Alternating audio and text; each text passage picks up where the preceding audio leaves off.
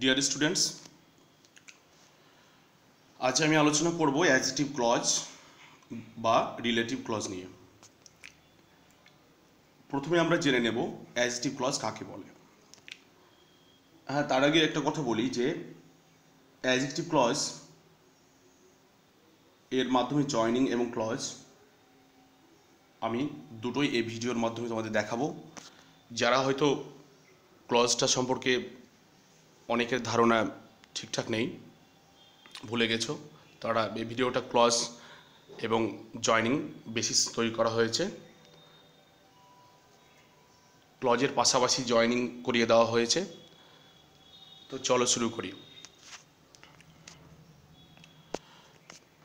প্রথমে আমরা জেনে নিব অ্যাডজেক্টিভ ক্লজ কাকে বলে। What is adjective clause? Adjective clause does the work. Adjective clause কাজ করে লাইক অ্যান অ্যাডজেক্টিভ, অ্যাডজেক্টিভের মতোই কাজ করে, মানে অ্যাডজেক্টিভের যে ভূমিকা সেটা পালন করে ইন আ সেন্টেন্স, একটা বাক্যে। এবং কি করে? Qualifying a noun or pronoun, কোনো একটা নাউনকে কিংবা প্রোনাউনকে কোয়ালিফাই করে, বিশেষিত করে। তার মানে বোঝা গেল যে আমরা যে অ্যাডজেক্টিভের যে সংজ্ঞা ডেফিনেশন আমরা জানি, পার্টস অফ স্পিচ যখন আমরা পড়েছিলাম, তখন অ্যাডজেক্টিভের কাজ হচ্ছে কোয়ালিফাই করা, এটা আমরা জেনেছিলাম। তো ঠিক একটা সেন্টেন্সে অ্যাডজেক্টিভ যেভাবে ভূমিকা পালন করে, একটা ক্লজে রয়েছে একটা অ্যাডজেক্টিভ ক্লজও সে সেম ভূমিকা পালন করে। ব্যাস। আর রিলেটিভ ক্লজ কাকে বলে? হ্যাঁ, তার আগে এক্সাম্পলটা দেখো, কয়েকটা আমি এক্সাম্পল দিয়েছি এখানে দুটো। নাম্বার 1 যেটা example, I have a friend which is red.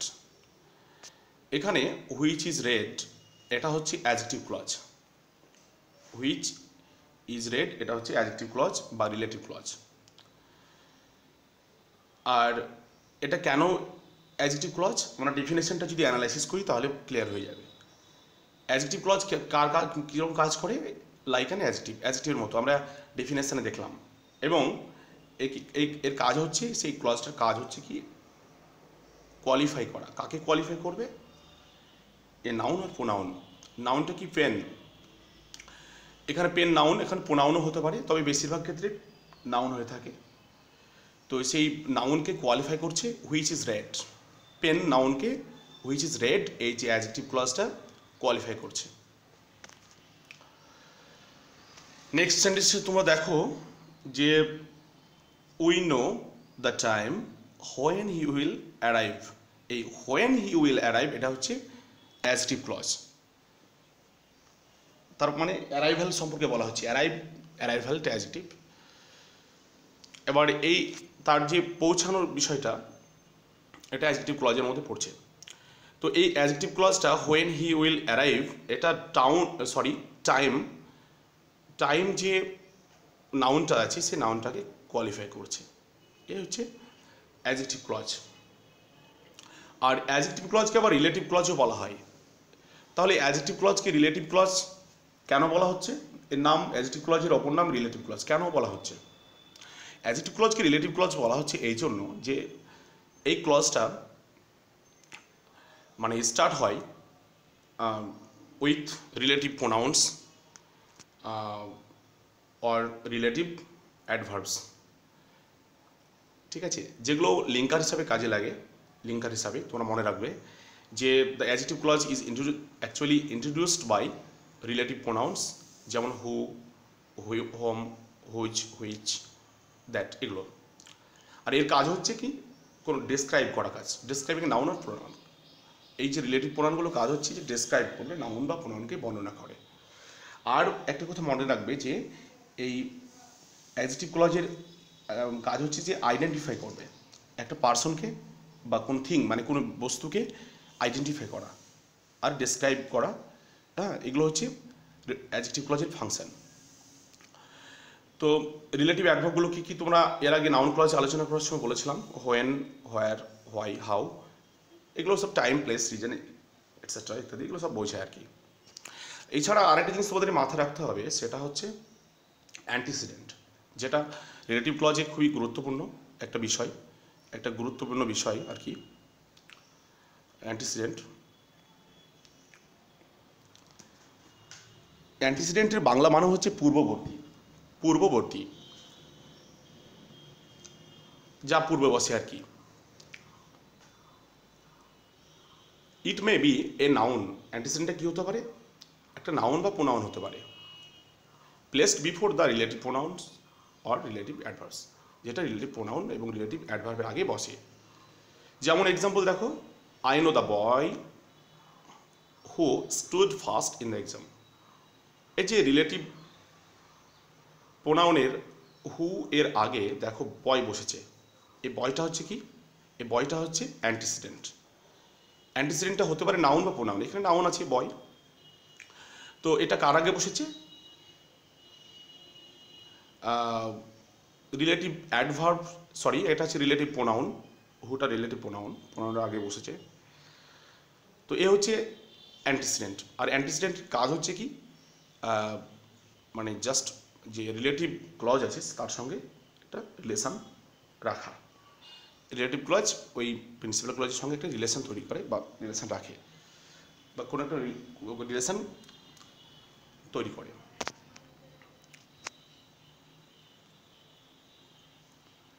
একটা জিনিস মনে রাখবে যে ইন দ্য অ্যাডজেক্টিভ ক্লজ ও রিলেটিভ ক্লজ অ্যাকচুয়ালি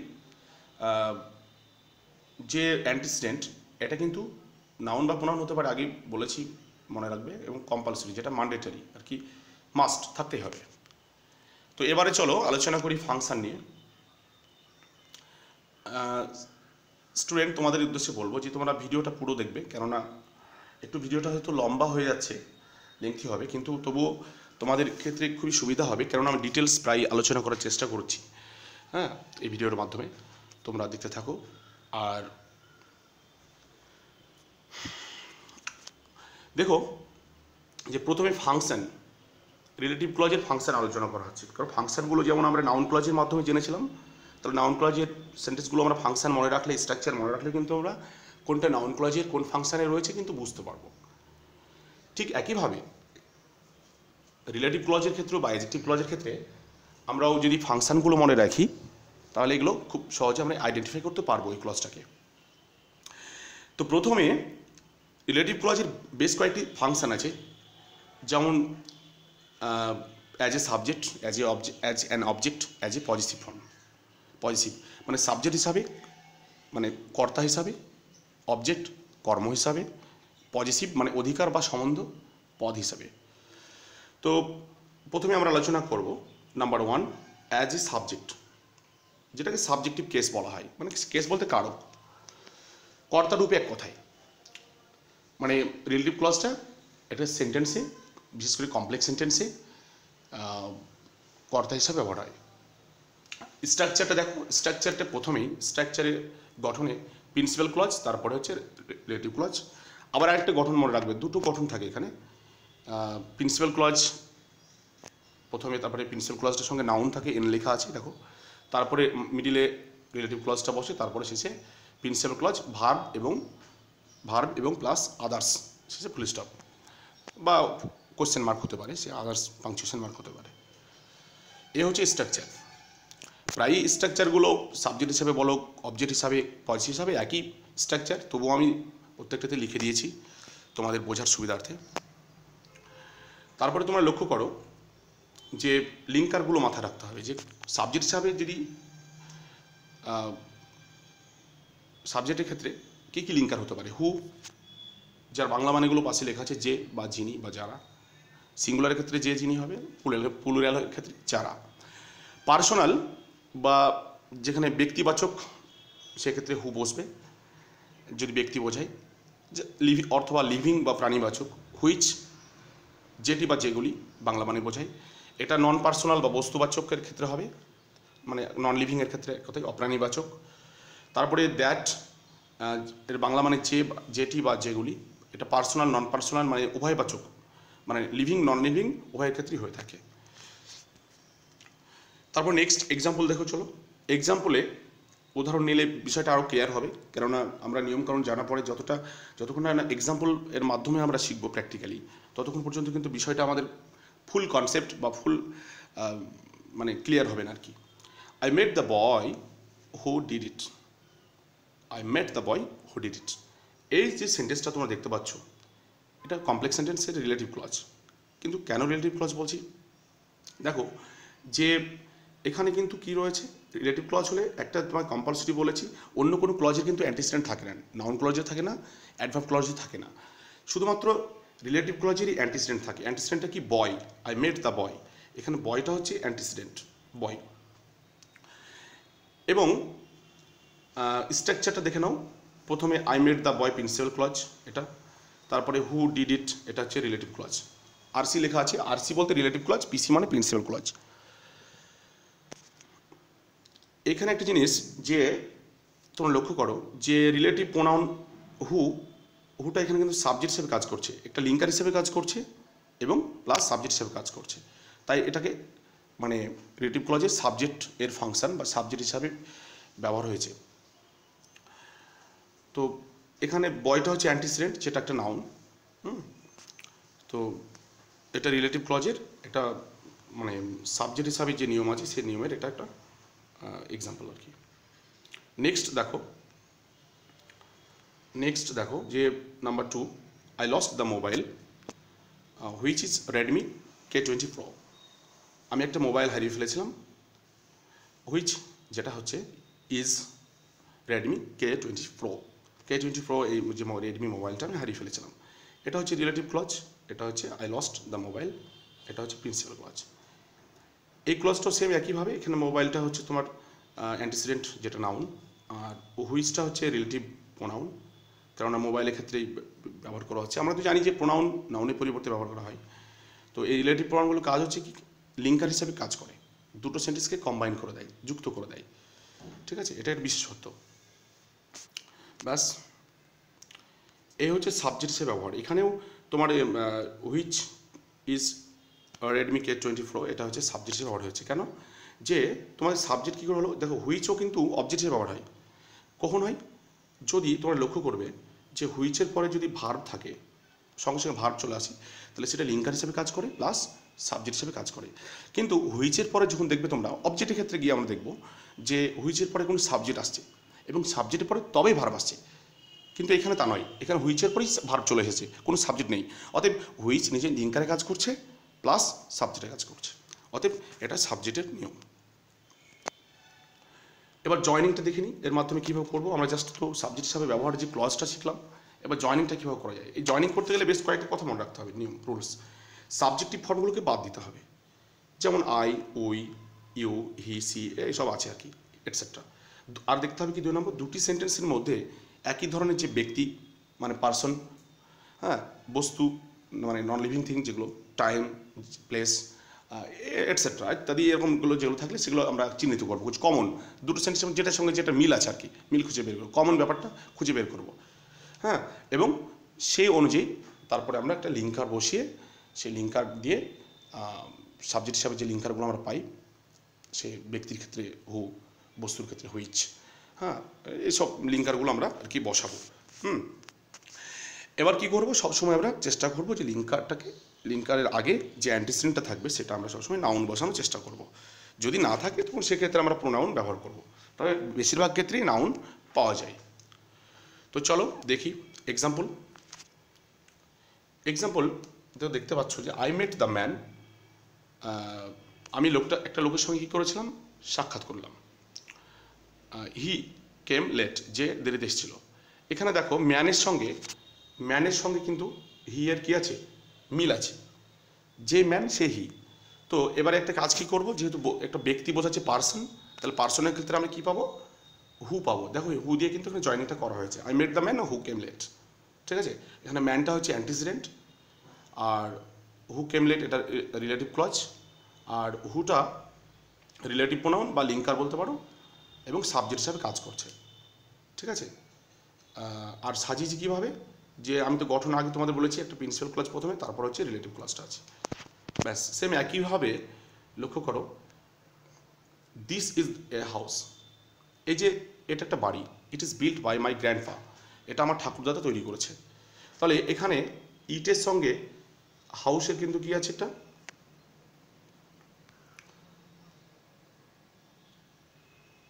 ইটের সঙ্গে হাউসের মিল আছে, একই ধরনের বস্তু সঙ্গে মিল পেলাম, যেমন ওখানে যেমন একই ধরনের ব্যক্তির সঙ্গে মিল পেলাম যে হি আর ম্যানের সঙ্গে, কিন্তু এখানে ইট আর হাউসের সঙ্গে মিল পাচ্ছি, তাহলে কমন পাচ্ছি। কমনটা আমরা খুঁজে বের করব। তাহলে এবার এক্ষেত্রে আমরা কি করতে পারি, হাউসটাকে কি করে দেবো, অ্যান্টিসিডেন্ট করে দেবো, এটা নাউন আছে, এবং তারপরে লিঙ্কারটা বসিয়ে দেবো, হ্যাঁ, হুইচ যে রিলেটিভ প্রোনাউনটা আছে বসিয়ে দেবো। তাহলে কি লিখবো answer, this is the house, this is the house which is built by my grandpa. Okay, তাহলে এটা জয়নিং সাবজেক্ট হিসাবে হয়ে গেল। কেন সাবজেক্ট হিসাবে, দেখো লিঙ্কার হুইচের পরে ইজ ভার্ব এসছে। ব্যাস, এবার আমরা আলোচনা করব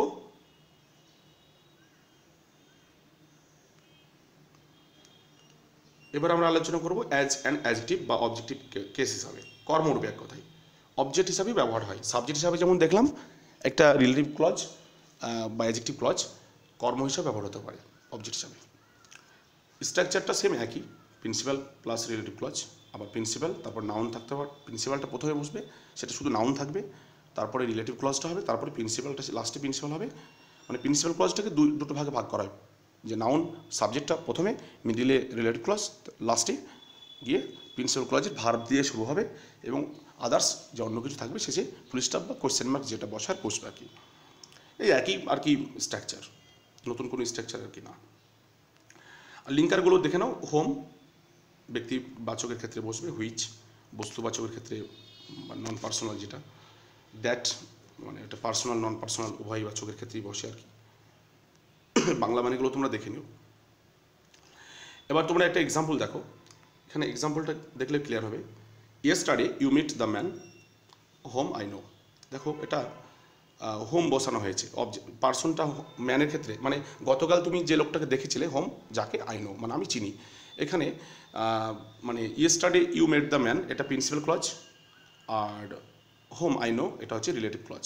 এখানে হোমটা হচ্ছে লিঙ্কার বা রিলেটিভ প্রোনাউন, এই হোম যে রিলেটিভ প্রোনাউন এর দ্বারা এই সেন্টেন্স দুটো কে হয়েছে কম্বাইন, মানে জয়নিং করা হয়েছে। তো ম্যানটা এখানে অ্যান্টিসিডেন্ট, যেটা অ্যান্টিসিডেন্টের নাউন বসেছে।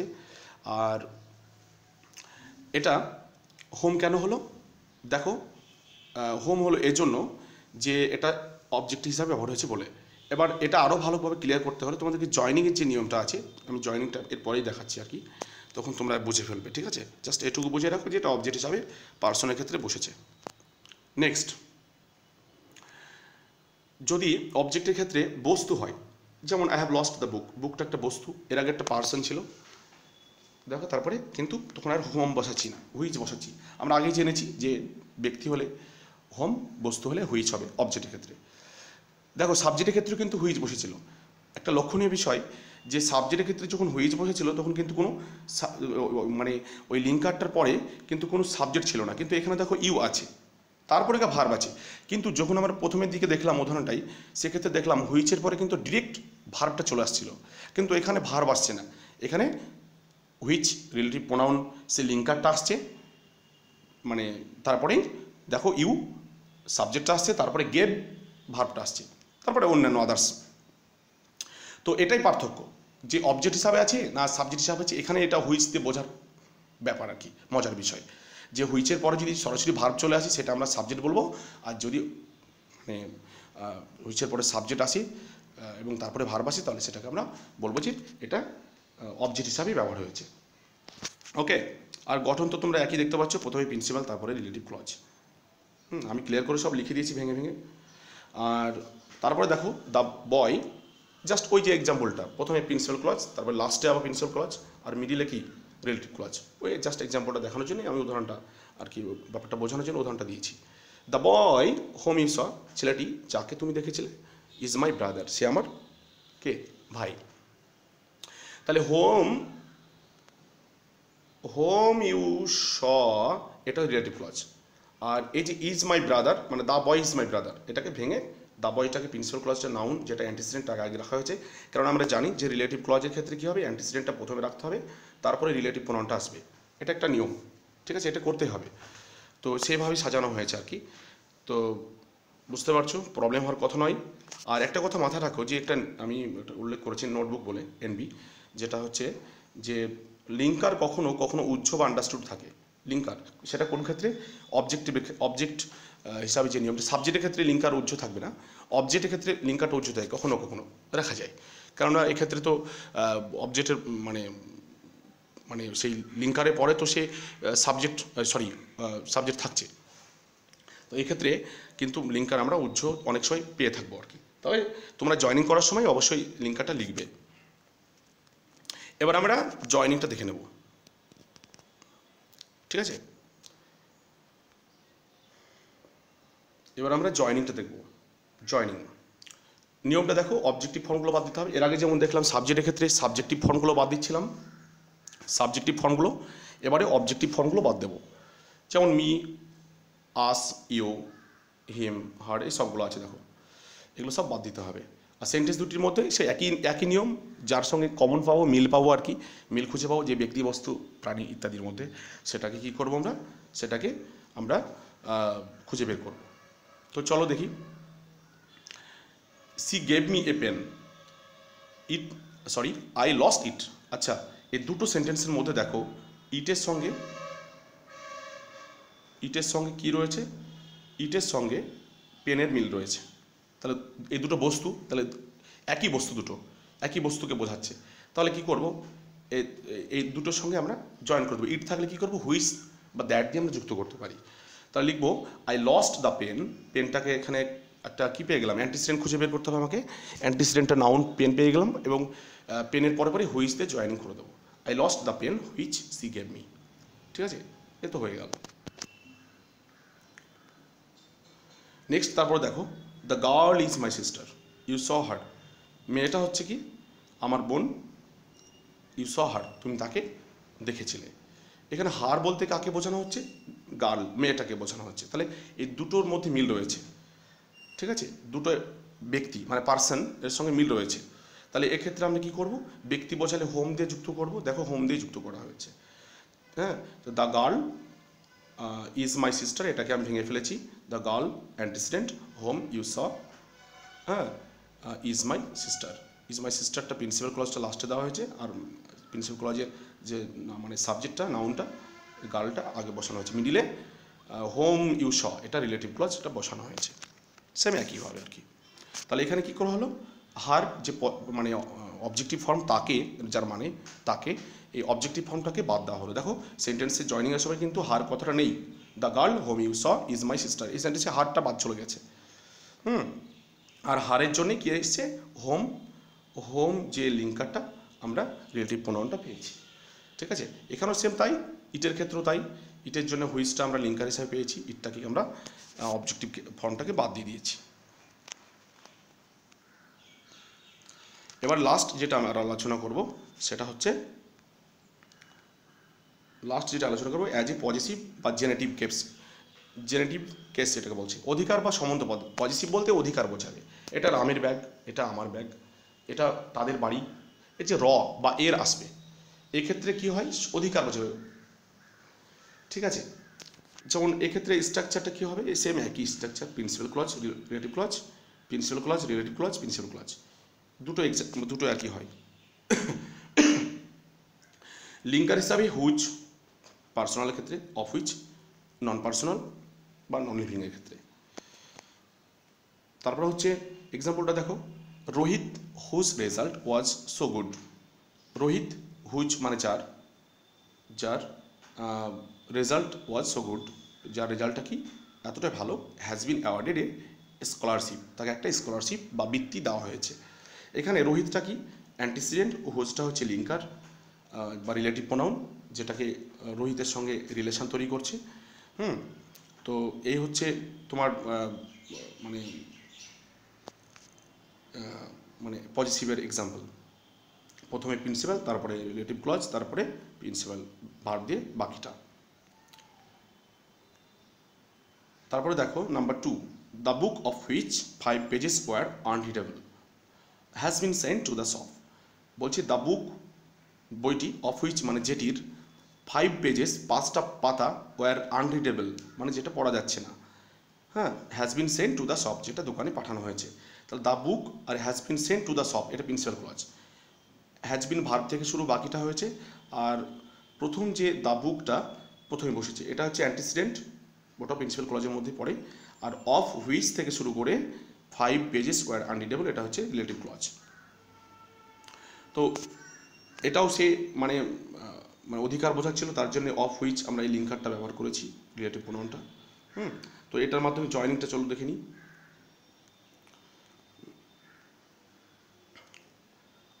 জয়নিংয়ে হচ্ছে, জয়নিং ক্ষেত্রে রুলসটা দেখো, যে পজিটিভ ফর্মগুলোকে বাদ দিতে হবে। যেমন এর আগে জয়নিংয়ের ক্ষেত্রে সাবজেক্টের ক্ষেত্রে সাবজেক্টিভ ফর্মগুলো বাদ দিলাম, তারপরে অবজেক্টের ক্ষেত্রে অবজেক্টিভ ফর্ম। এবারে পজিটিভ জয়নিং করার সময় পজিটিভ ফর্মগুলো বাদ দেবো আমরা।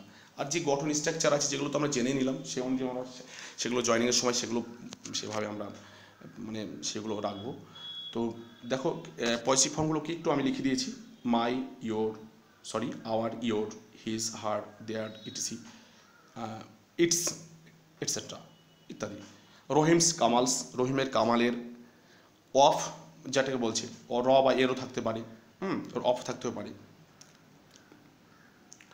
আর 2 নম্বরটা হচ্ছে যে একই নিয়ম আগের মতোই, মানে কীরকম একই মতন, যে দুটো বিষয়ের মধ্যে সে ব্যক্তি, বস্তু, প্রাণী যা হবে তার মধ্যে একটা কমনভাবে একটা মিল খুঁজে বের করতে হবে, এবং সে অনুযায়ী বস্তু হলে বস্তুর মতো লিঙ্কার হবে, প্রাণী হলে প্রাণীবাচকের লিঙ্কার হবে। বস্তু হলে অফ হুইচ, আর প্রাণী বা ব্যক্তি বোঝালে সেক্ষেত্রে কী হবে, সেক্ষেত্রে হুজ বসবে। যেমন এবার দেখো ক্লিয়ার হয়ে যাবে। দিস ইজ সুমন, এই হচ্ছে Suman. His father is a doctor, তার বাবা, sorry his father is a teacher, তার বাবা একজন শিক্ষক। তো হিজ, দেখো আমি আগে বলেছি যে হিজ যে পজিটিভ ফর্ম এখানে পেয়ে গেছি, পজিটিভ ফর্মগুলো বাদ দিতে হবে। আর পজিটিভ ফর্মের জন্য কী বসবে, ব্যক্তি হলে হুইচ, বস্তু হলে অফ হুইচ। তো এখানে দিস ইজ সুমন, এই হচ্ছে সুমন। হুজ, সুমনটা এখানে অ্যান্টিসিডেন্ট, হুজটা রিলেটিভ প্রোনাউন বা লিঙ্কার হিসেবে কাজ করছে। ফাদার ইজ এ টিচার, এই হচ্ছে সুমন, হুজ ফাদার, যার বাবা, ইজ আ টিচার, তার বাবা হচ্ছে একজন শিক্ষক। ব্যাস। নেক্সট দেখো, this is a table, its one of the legs is broken, এ হচ্ছে একটা table, its one of the legs, মানে পায়াগুলোর মধ্যে একটা পায়া কী হয়েছে, পায়া কী হয়েছে টেবিলের, ইজ ব্রোকেন মানে ভেঙে গেছে। তো এটা কি, এটা বস্তু, সেহেতু কী হবে, বস্তু হলে কী হবে, বস্তুটাকে আমরা কী করব, ইটস বলতে এই টেবিলটাকে বোঝাচ্ছে, টেবিলের সঙ্গে মিল রয়েছে, তাই এই দুটোর সঙ্গে মিল রয়েছে, তার মানে এক্ষেত্রে অফ হুইচ দিয়ে আমরা জয়নিংটা করবো। তাহলে লিখবো দিস ইজ দ্য টেবিল, এই টেবিল থেকেটাকে দ্য টেবিল লিখে দিলাম, মানে যেহেতু ডেফিনেটলি বলছি, this is the table of which, মানে যেটির কী হয়েছে, অফ হুইচ লিখে দিলাম, টেবিলটা যেহেতু বস্তু তার জন্য, এটা হচ্ছে অ্যান্টিসিডেন্ট টেবিলটা, আর অফ হুইচটা রিলেটিভ প্রোনাউন, এবং অর্থাৎ লিঙ্কার, এটা লিঙ্ক করছে দুটো সেন্টেন্সকে। Of which one of the legs is broken, প্রথমটা হচ্ছে দিস ইজ দ্য টেবিল, প্রথমটা হচ্ছে প্রিন্সিপাল ক্লজ, আর of which one of the legs is broken relative clause. এ হলো রিলেটিভ ক্লজ সম্পর্কে আলোচনা, জয়নিং এবং ক্লজ সম্পর্কে। আশা করি তোমরা যদি ঠিকঠাক ভিডিওটা দেখো, আশা করি তোমাদের কোনো প্রবলেম হওয়ার কথা নয়, ঠিক আছে।